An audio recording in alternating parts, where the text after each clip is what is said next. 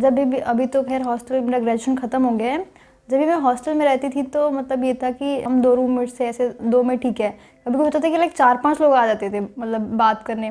तो शुरुआत के 15-20 में तो ठीक है, बात करी, फिर सर में दर्द होने लगती थी कि मतलब फालतू की बातें बहुत होने लगती थी कि यार अब जाओ, मतलब डायरेक्टली बोलते नहीं थे, पर होता था कि अब जब सब जाएँ, मतलब अकेले रहने का मन करता था बेसिकली।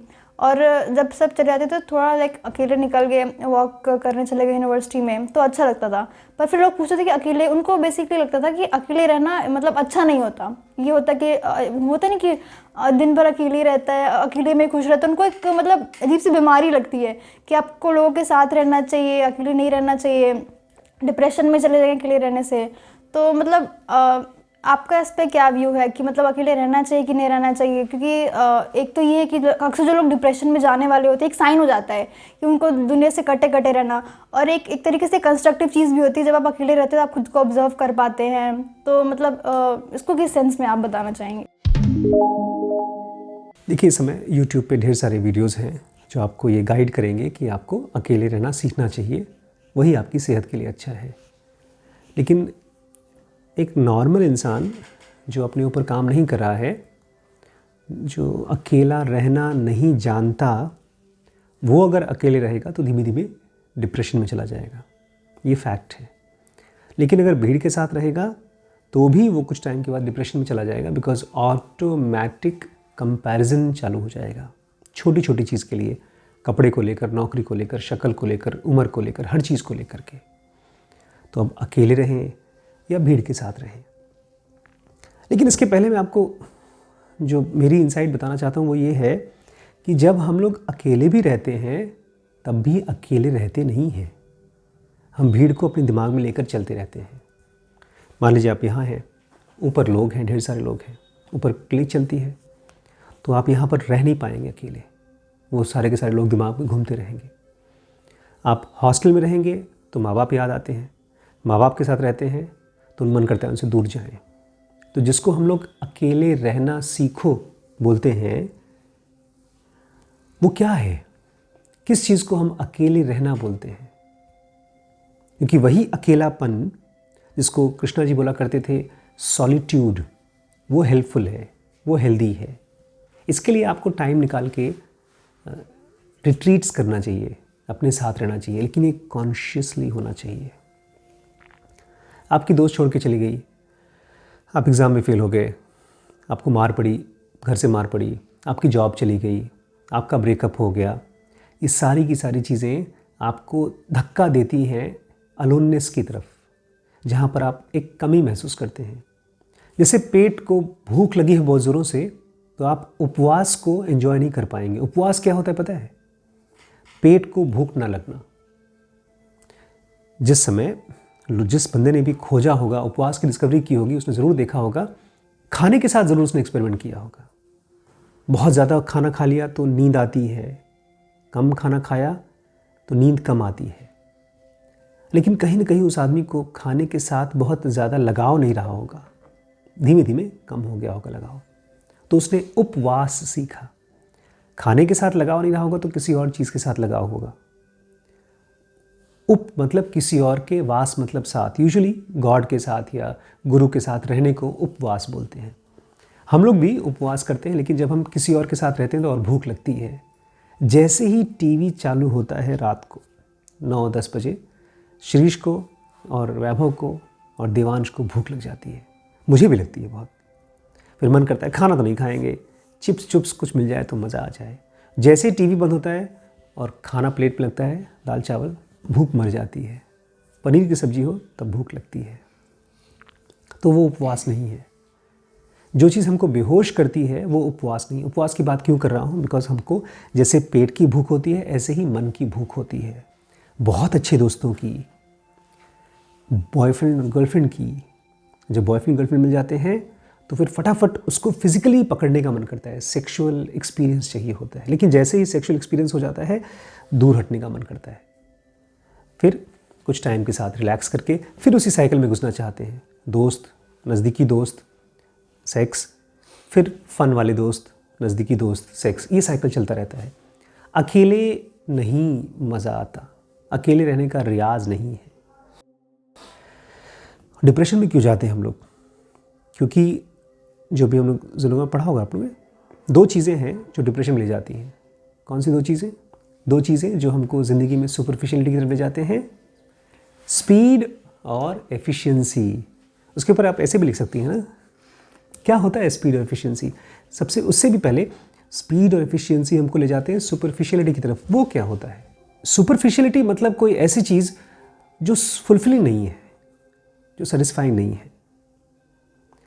जैसे खाने को ले लें, दाल चावल खा लिया, मज़ा नहीं आता, अचार चाहिए, तो थोड़ा सा टेस्ट बड को फुलफिलिंग लगता है। साथ में एक हमारे मित्र हैं, जब भी दाल चावल खाते हैं अगर अचार नहीं है तो उनको नमकीन चाहिए, कोई कुरमुरा उरमा सेव वगैरह चाहिए। साथ में अगर मीठा हो तो अच्छा लगता है, तो उनको टेस्ट बड को सेटिस्फैक्शन मिलता है। लाइफ में भी ऐसी कोई चीज़ है जो हमको सेटिस्फाई करती है। ऐसे पता चलता है कि हम सेटिस्फाइड हुए कि नहीं? बिना सेटिस्फाई हुए नहीं मालूम पड़ता। हम केवल एक ही चीज़ को जान सकते हैं, अपनी अनसेटिस्फाइड स्टेट। उसी अनसेटिस्फाइड स्टेट का इंटेंसिटी बहुत ज़्यादा होता है तो हम उसको डिप्रेशन बोलते हैं। जब बहुत कम होता है तो उसको हम फ्रेंडशिप बोलते हैं, रिलेशनशिप बोलते हैं, सेक्स बोलते हैं। सेक्स में भी अनसेटिस्फैक्शन होता है, बहुत कम होता है। 2 अलग अलग लोग एक दूसरे के बहुत नज़दीक आने की कोशिश करते हैं, 1 सेकंड के लिए लगता भी है कि सारे थॉट्स, सारे एक्सपीरियंसेस हमसे दूर हो गए हैं, खाली मैं हूँ और वो भी नहीं है। वो भी ऐसे महसूस करता है कि वो भी एक है, मैं भी एक हूँ, दोनों एक फॉर्म में है, लेकिन वो 1-2 सेकंड का एक्सपीरियंस होता है, उसके बाद फिर ख़त्म हो जाता है। कृष्णा जी इसको अलग तरीके से कहते हैं। वो कहते हैं थॉट्स जब एकदम ऑटोमेटिकली शांत हो जाते हैं, ऑटोमेटिकली, जब से नहीं, तब जो स्टेट होता है उसको कंप्लीट सेटिस्फैक्शन या सेल्फलेस स्टेट या गॉड का स्टेट या जो भी कह दें, वो तब होता है। तो वो बहुत गहराई है। जब उसमें हम रहना सीख जाते हैं तो हमको दुनिया के बारे में ढेर सारी इंसाइट्स पता चलती हैं। हमको अगर गाना वाना गा रहे हैं, कोई म्यूज़िक बजा रहे हैं तो बहुत अच्छा लगता है। कुछ ना मिले तब भी कर सकते हैं। इसलिए बहुत से सिंगर्स, पेंटर्स, म्यूजिशियंस अपना खाना बिना खाए पिए वो ये सब काम करने को तैयार हैं। देखा नहीं, लोग भक्त बन के घूमते रहते हैं। मीरा घर बार सब कुछ छोड़ छाड़ के खाली भजन करती थी। वो इतनी फुलफिलिंग स्टेट थी मीरा की कि उसको इससे फ़र्क नहीं पड़ता कि पति क्या बोलेगा। खाने में जहर वहर दे दिया तब भी उसने खा लिया। बदनामी हो रही है तब भी। सोचिए, लोग बदनामी से बचने के लिए ढेर सारे इंतज़ाम करते हैं, लेकिन ये कोई अलग स्टेट है, सेटिस्फैक्शन की स्टेट। वो कहाँ से आती है? डेप्थ से आती है। तो जब तक वो एक्सपीरियंस नहीं होती, हम केवल उसके बारे में ललचा सकते हैं और कुछ नहीं कर सकते। लेकिन ज़नूका यही कहती है, और मेरा भी ये उसके साथ एक्सपीरियंस यही रहा है, अगर मैं कोई चीज़ जल्दी पाना चाहता हूँ और कोई चीज़ बहुत अच्छा करना चाहता हूँ समाज के हिसाब से, तब वो हमको सुपरफिशियलिटी की तरफ ले जाती है। और जब हम सुपरफिशियल लाइफ जीते हैं तो हमको चाहिए होते हैं ढेर सारे सेंसेशंस। वही सेंसेशंस होते हैं आपके फ्रेंड्स, आपके क्लब्स, आपकी डिस्कोज़, आपकी शराब, आपके सिगरेट्स, आपके फ़ोन। और इससे जब हम अपना दिमाग भर लेते हैं तब कुछ टाइम के बाद दिमाग भी थक जाता है, ढेर सारा शोर होता है, तो उसको हम फेंकने के लिए अकेलापन चाहते हैं। फिर अकेलेपन में ये सब ऐसे होते हैं जैसे कि मच्छर मक्खी, भगा तो देते हैं लेकिन कुछ देर बाद फिर से वापस आ जाते हैं। ये चलता रहता है विशेष सर्कल की तरह। तो अकेले रहना कैसे सीखें? किसको बोलते हैं अकेलापन? अकेलापन नहीं कहना चाहिए, सॉलिट्यूड कहना चाहिए। सॉलिट्यूड है जिसमें शुरुआत में आप सॉफ्ट म्यूज़िक के साथ रहें, और सॉफ्ट म्यूज़िक के साथ साथ कभी कभी उसको चीट करें, बिना म्यूज़िक के रहें।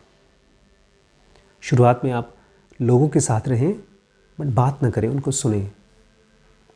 शुरुआत में आप अगर फिल्में यूज़ कर रहे हैं अपने आप को शांत करने के लिए, तो कौन सी फिल्म देख सकते हैं? बहुत ही साइलेंट टाइप की फिल्में पुराने ज़माने में बनती थी, आजकल नहीं बनती हैं। हम लोग उसको आर्ट फिल्म कहा करते थे। देखा आप लोगों ने?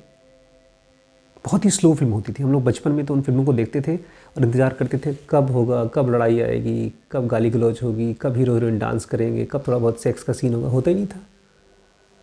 उसमें जो एक्टर्स काम करते थे नाना पाटेकर टाइप के एक्टर्स हुआ करते थे।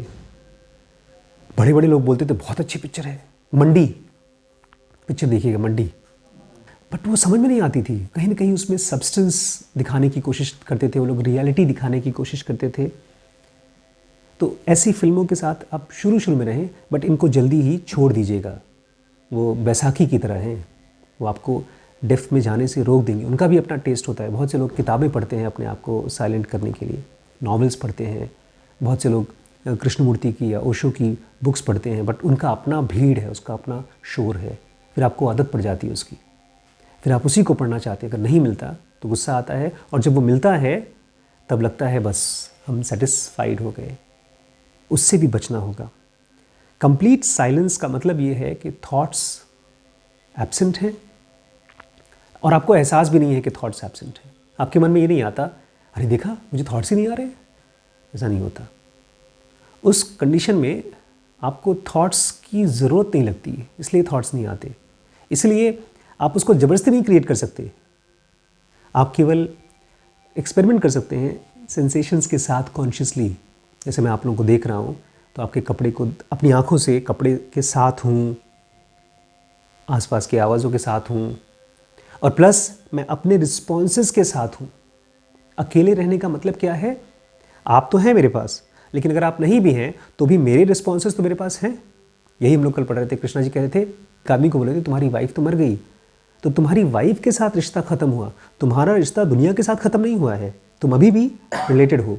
बगल में एक पेड़ है उसके साथ रिलेटेड हो, अपने घर के साथ रिलेटेड हो, लोगों के साथ रिलेटेड हो, इस पूरे कॉस्मोस के साथ रिलेटेड हो। तो वो जो रिलेशन में हमारे थॉट्स निकल के आ रहे हैं, ऊज कर रहे हैं, पस की तरह बाहर आ रहे हैं, और उस पस को हम लोग स्टडी नहीं करते। मैं पस इसलिए बोल रहा हूँ बिकॉज हम लोग जानबूझ के नहीं क्रिएट करते। पस हमारा बीमारी को लड़ने के दौरान क्रिएट होता है, या जो बुखार होता है वो बीमारी को लड़ने के दौरान क्रिएट होता है। उस चीज़ को जब हम कॉन्शियसली देखना शुरू करेंगे, अपने रिस्पॉन्सेस को, यहाँ पर आप बैठी हैं तो आपके लिए मेरे को कैसा रिस्पॉन्स आ रहा है, क्या सेक्सुअल रिस्पॉन्स आ रहा है, कि आदर का रिस्पॉन्स आ रहा है, कि गुस्से का रिस्पॉन्स आ रहा है। अभी जब आप कुछ नहीं बोल रही हैं, मान लीजिए आप यहाँ पर बैठे और आपने मुझसे कहा मुझे 500 रुपये चाहिए, जूते खरीदने हैं, तो मुझे कैसा रिस्पॉन्स आ रहा है? 500 रुपये का जूता चाहिए तुम्हें? इतने अय्याश हो गए हो तुम? तो ये गुस्से वाला रिस्पॉन्स है। यह एक रिस्पॉन्स हो सकता है, 500 का जूता, अरे बड़ा अच्छा बच्चा है, वो बच्चा तो 2000 का जूता मांग रहा था, उससे बहुत ही अच्छा शरीफ बच्चा है। ये कंपैशन का है, दूसरा टाइप का रिस्पॉन्स है।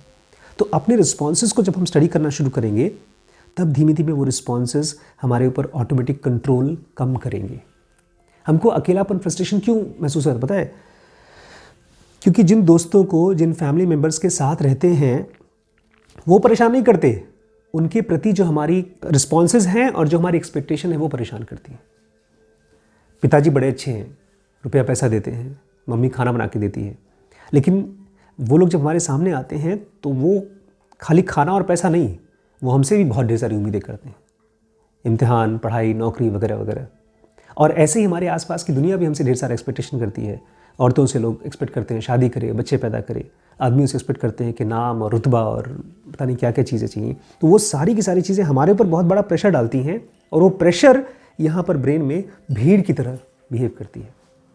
इसलिए सपने में आपको अपनी आवाज़ नहीं दिखाई देती। सपने में बहुत कम ऐसा होता है कि हम अपने आप को बोलें मुझे ये करना है, मुझे वो करना है। आपको सपने में लोग दिखाई देंगे, आपके कॉलेज का प्रोफेसर, आपका पड़ोसी, आपके चाचा जी, जो बोलेंगे तुम्हें कुछ आता ही नहीं, तुम क्या ज़िंदगी कर रहे हो, ऐसी ज़िंदगी जी रहे हो। अभी कुछ दिन पहले मैंने जब सेंटर खोला तो 10 साल पहले एक नेफ्रोलॉजिस्ट, जिनको मैं बड़ा रिस्पेक्ट देता था, वो आकर मुझे सपने में बोल रहे हैं ऐसे चला जाता है सेंटर, देखो हमारी क्वालिटी देखो, तुम्हारी क्वालिटी देखो। तो कहीं ना कहीं जो मेरा रिस्पॉन्स था अंदर दबा हुआ अपने सेंटर के बारे में कि मैं कैसा सेंटर चलाऊंगा, कैसा रिस्पॉन्स होगा, वो सब चीज़ें, वो आदमी मेरे सबकॉन्शियस में फंसा हुआ है। तो वो जब मैं देखता हूँ तब मैं उसको देख पाता हूँ और उसको मैं पहचान पाता हूँ कि it is not the spoon that bends, it is yourself. पता है ना? अभी तक देखी नहीं आपने मैट्रिक्स पिक्चर नहीं देखी, सबसे पहली वाली? तो चम्मच बेंड होता है, तो वो चम्मच नहीं है, वो मेरा ही माइंड है। थोड़ा सा सोचिए, सपने में तो लोग होते हैं, अमिताभ बच्चन है, पापा मम्मी हैं, वो सब हमारे ही सेल्फ हैं। सपने में तो हमारे सेल्फ ही हैं, लेकिन जब जीते जागते देखते हैं, दोस्त जबरदस्ती मोटरसाइकिल बैठा करके कहीं और ले जाता है, या एक दोस्त धोखा देता है, खुद झूठ बोल करके आपको सेंटर में नहीं आने देता है, अकेले अकेले सारी पढ़ाई कर लेता है, वो रिस्पॉन्सेस क्या हैं? वो रिस्पॉन्सेस ये बताती हैं ये भी मेरी तरह ही बेवकूफ़ है, अगर मैं इसकी जगह होती तो शायद मैं भी ऐसे ही करती। अगर मेरे पिताजी ने जो किया है जिसकी वजह से मुझे गुस्सा आ रहा है, अगर मैं उनकी जगह होती तो शायद मैं भी यही करती। हमको लगता है नहीं नहीं हम कुछ और करते। तो ये जो हम उनके बारे में कुछ और सोचते हैं कि तुमने ऐसा क्यों कर दिया, असल में वो सारा का सारा शोर यूजलेस शोर है। और वो शोर कब यूजलेस पता चलेगा, जब हम अपने रिस्पॉन्सेस को देख करके शांत कर पाएंगे। और शांत करने का नहीं है, पता चलना चाहिए अच्छा अच्छा अच्छा ये बेचारा भोला भला बच्चा मेरी तरह ही तो है। अगर उसने कुछ कर दिया तो इससे अलग मैं कुछ और करता। तुझे पेट दुख रहा है तो हो सकता है आप ऊ चिल्लाते, मैं आ चिल्लाता, लेकिन चिल्लाना तो चिल्लाना ही है। तो जब आप ये देखना शुरू कर देते हैं आसपास की दुनिया के बारे में, मोस्ट इंपॉर्टेंट कि आपके रिस्पॉन्सेस कैसे, तब धीमे धीमे दुनिया गौण हो जाती है, अनइम्पॉर्टेंट हो जाती है और आपका रिस्पॉन्स ज़्यादा इंपॉर्टेंट हो जाता है। और जब आपके रिस्पॉन्सेस धीमे धीमे साइलेंट होते हैं, तब आप जिस चीज़ को एक्सपीरियंस करते हैं उसको बोला जाता है सॉलिट्यूड या अकेला होना। अकेला होना खाली ये नहीं है कि आप अकेले कमरे में बैठ गए। अगर अकेले कमरे में रहे तो बहुत भीड़ आएगी और आपको दबा देगी और को डिप्रेशन में चले जाए। इसलिए अकेले होने का रियाज करना पड़ेगा, प्रैक्टिस करना पड़ेगा। डायरी लिख सकते हैं आप, साइलेंट चीज़ें महसूस करिए और ज़बरदस्ती मत करिए, वो धीमे धीमे आती है, बहुत स्लोली आती है।